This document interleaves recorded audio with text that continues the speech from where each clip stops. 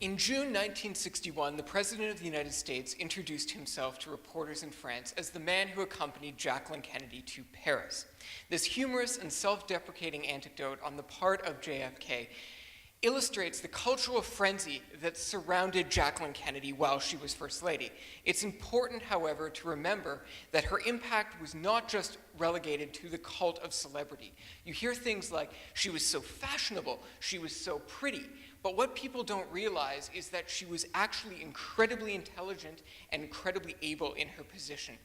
Many of you may not know that Jacqueline Kennedy, as a teenager, finished within the 90th percentile in her college examinations and was ranked among the nation's 12 brightest students. As First Lady, she turned this into foreign policy preparation and research for when she accompanied JFK on trips.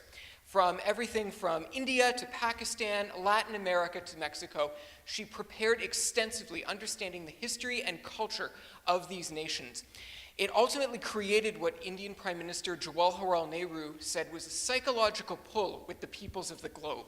This was incredibly important during the Cold War, but she was also concerned domestically that the White House lacked that same sense of culture and history that she experienced abroad. She actually called it a dentist office bomb shelter that looked like it had been decorated by a wholesale furniture outlet during a January clearance. And she was concerned that people were coming into the White House, meeting with the president in these conditions. In the fairness, the Eisenhowers had a love of vomit green and pastel pink.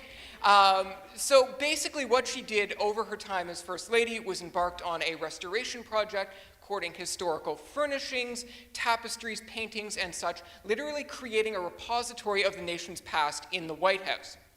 JFK, sensing Jackie's rising star, sought to utilize her in 1964 during the campaign. This is why she was with him in November 1963. 3 gunshots that day forever changed history, and Jackie's talents went to shaping her husband's image from that moment. She is the reason why we view JFK as a progressive leader, focused towards civil rights, and as a respected statesman. She helped to shape the funeral. As a result, however, her legacy got relegated to the back burner, and what we think of when we think of Jacqueline Kennedy is pink spattered with blood. I want to end with a quote that sums up what I'm doing for my research. Sitting with a friend in 1960 in an ice cream shop, she looked over at people reading magazines, some of which had her image, and she said, all those people over there are so happy reading what I don't do, that they never looked over here to see what I really do. And that's what I've tried to do. Thank you.